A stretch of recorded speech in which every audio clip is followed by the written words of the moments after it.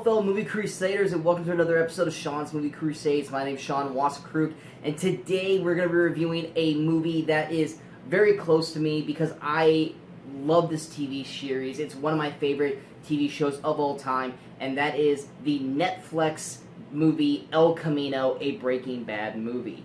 Now, for anyone who knows me, like I just said, Breaking Bad has got a special place in my heart. It is one of my favorite TV series of all time. Nothing but fantastic things to say about that show.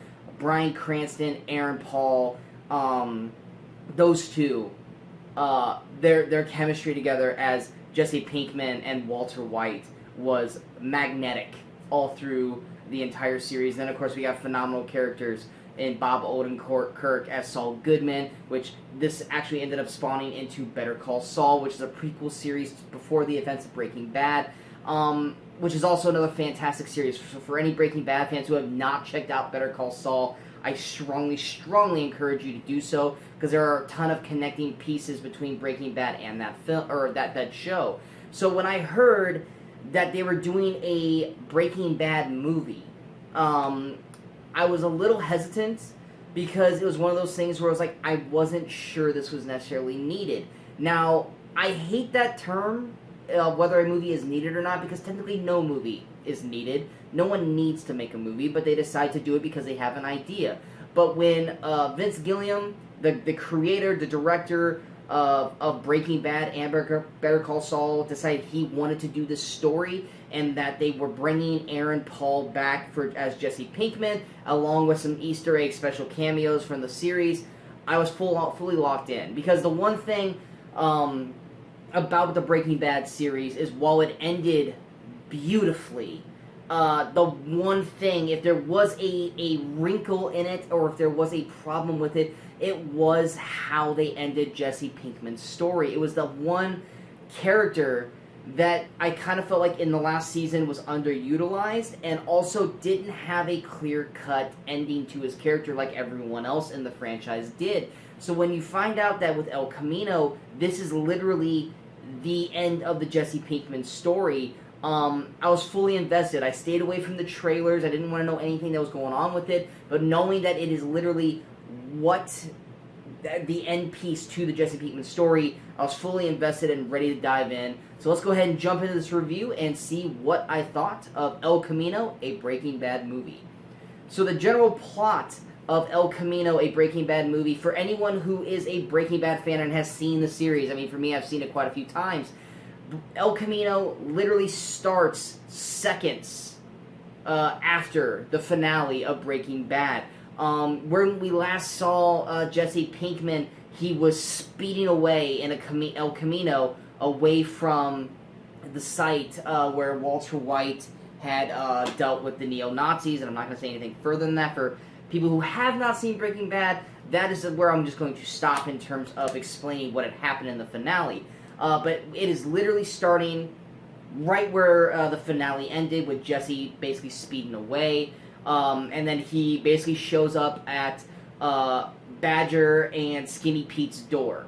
Which, for me, I love Badger and I love Skinny Pete. So seeing those two guys back playing those characters, Matt Jones as Badger and Charles Baker as Skinny Pete, made me really, really, really happy. And then, of course, obviously seeing Aaron Paul back as Jesse Pinkman, he's one of my favorite characters ever in TV.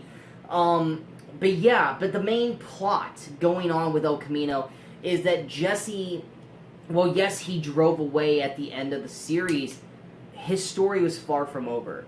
Everyone is now looking for Jesse. The cops are after him. The news reports are all putting him as a suspect. He is a wanted man, and even as the police are looking for him, other people are looking for him as well. The other thing, too, is that he's kind of on a limited time. He's trying to get away and start over, because if anyone needed a fresh start, it's Jesse Pinkman. And so he's got this limited timetable where he needs to get through these tasks, not that he's forced to, but he needs to get through these ABCs of stuff he needs to get done in order to get to where he wants to go in this film, to get to the ending that he wants. Does he get there? Well, you have to watch the movie to find out. But that is basically what the main plot of El Camino is is we're seeing the lasting effects of what had happened to Jesse. We do get to see some flashbacks of what happened to him during season 5 that we did not get to see in the film, or in the final season of Breaking Bad. And then we do get some callbacks to characters from the Breaking Bad series in terms of flashbacks. And that is basically what the general plot of El Camino is the end of the Jesse Pinkman story. Now, what works with El Camino, let's put it this way.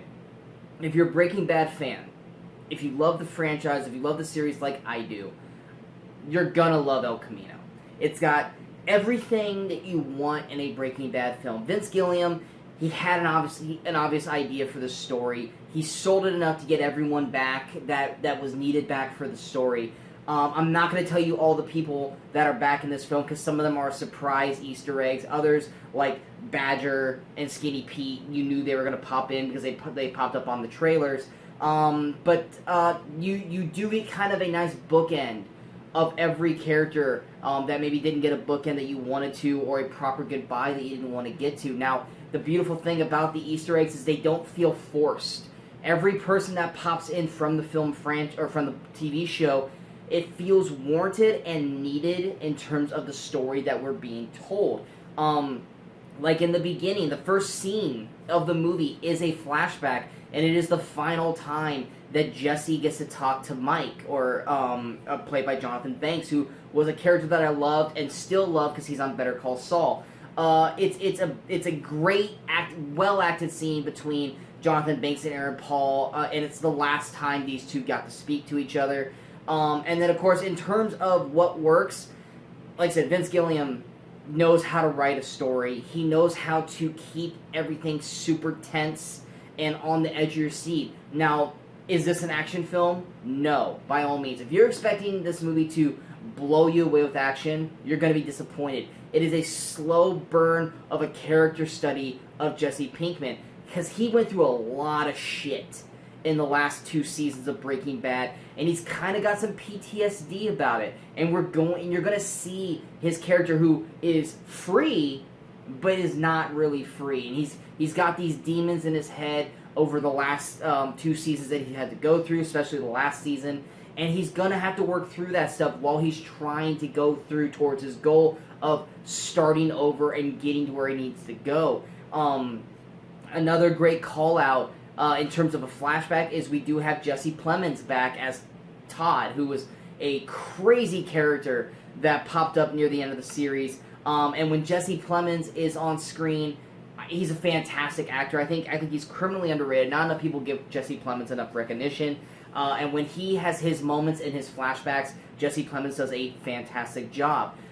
Everyone does a great job. But most importantly, this is a career performance from Aaron Paul. He won many Emmys throughout the Breaking Bad series, but this right here is his best performance, bar none. He is ending the Jesse Pinkman story on the highest of high notes, and I could not be happier to see Aaron Paul back as Jesse Pinkman and getting to play every version of Jesse Pinkman. We get to see some flashbacks of Jesse Pinkman from the beginning of the series when he was the "yeah, bitch" kind of character, which was great to see that Jesse Pinkman back at it again, to where we see him today, to when we saw him as a broken man from the last season of Breaking Bad. We get to see different levels of the Jesse Pinkman character, and Aaron Paul plays them beautifully all the way to the very end. Another great performance, the late Robert Foster, who actually passed away today. He's in it because he was a character in the Breaking Bad franchise. He's brought back into this film. He does a great job. Like I said, of course, Badger, Skinny Pete, they're great in their small roles. Like I said, Jonathan Banks is Mike. Ehrmantraut, Jonathan Banks is a phenomenal actor, and his one scene he does get is fantastic. And then all the other characters from the franchise that do pop up all shine. There's not a bad acting performance in the bunch. One person that stood out for me that I bashed this guy profusely because of a TV show he was on, but Scott MacArthur, he plays Neil. Anyone who ever seen what was the name of that show? I'm gonna have to look it up real quick because I could not stand this show, and he was atrocious. The Mick. I love Always Sunny in Philadelphia, but God, that show was awful. But yeah, he Scott MacArthur. He was on the Mick. I thought he sucked majorly on that show, but he is great in this film, and I didn't recognize him because he's usually got long, scraggly hair and a beard, and he's clean cut and shaved in this film. But then they do a flashback, and then he's back to looking that way, and I was like, oh crap, that's the same guy. Really liked his character when he was on screen.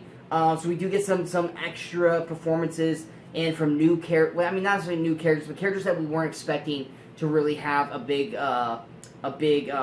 portion of the film. And he is one of those. The story, I think, is a beautiful building block to Jesse. Like I said, he's going through some things from the previous season, and he's basically coming in and he's checking off all the boxes, getting all of his ducks in a row, and trying to get to where he wants to go in terms of where Jesse wants to end his story. And it's a beautiful, like I said, character study. Is Jesse kind of taking ownership of the crap that he did. He is the one character that, even though he did do bad things in Breaking Bad, he was the one that we always wanted to see have a happy ending. Now, whether or not he gets that happy ending in this film, not going to tell you because you're going to have to watch the movie.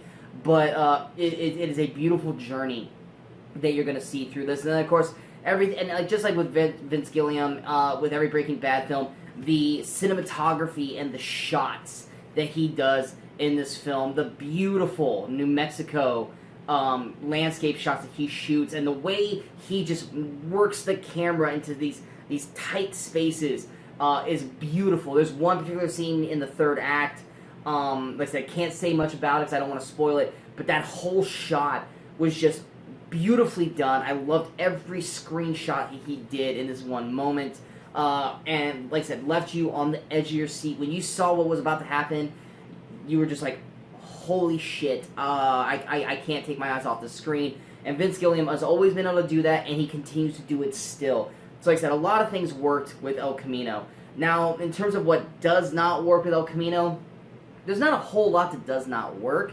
But the one lingering thing that I know people are going to complain about, and it's the one thing that I think I saw most people complain about, is while it's great having everyone from the franchise back in it in certain respects, this is 6 years later from Breaking Bad, because Breaking Bad's been off the air for 6 years, and certain people don't 100% look like their counterparts from 6 years ago, mainly Jesse Plemons.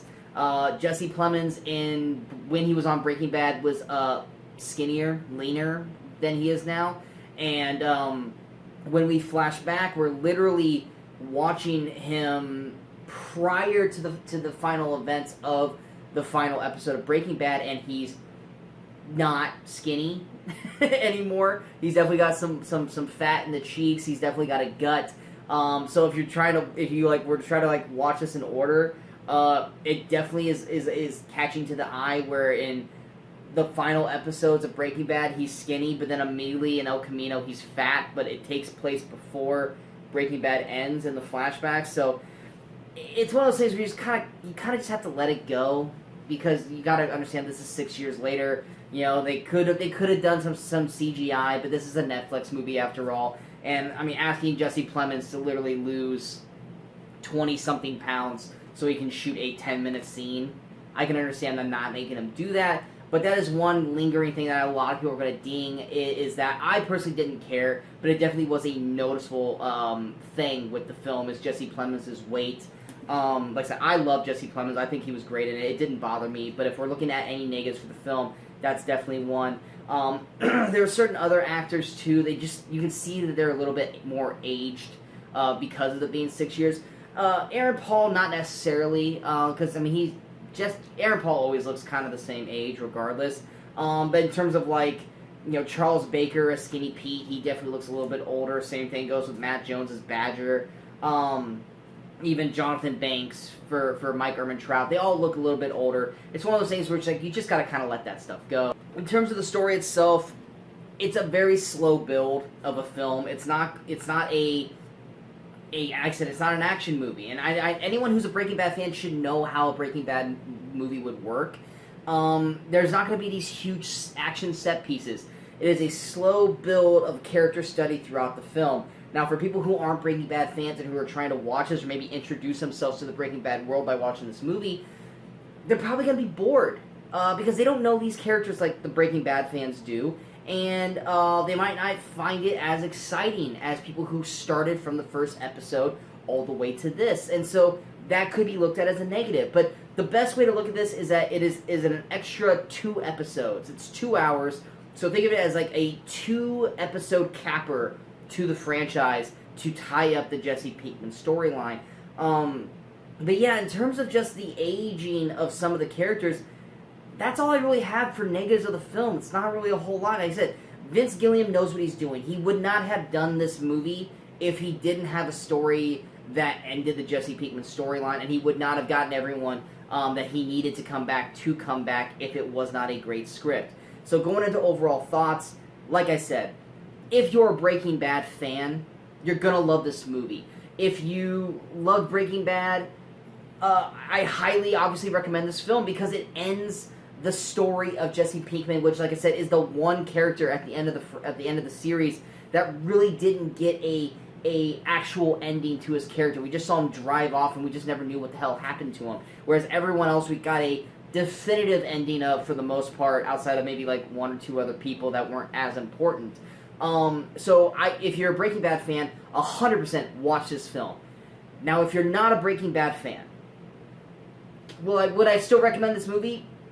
Yes, because it's a great film overall, but are you going to be blown away by it like I was or like Breaking Bad fans will? No.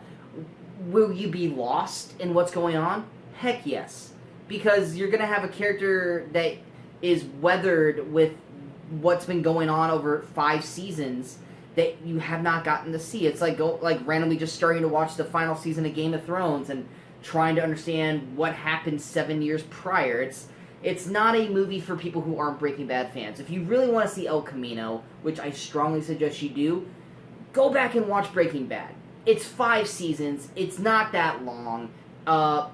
If you get hooked on it, it'll take you less than a week and a half probably to put yourself through it for anyone who's a binge watcher.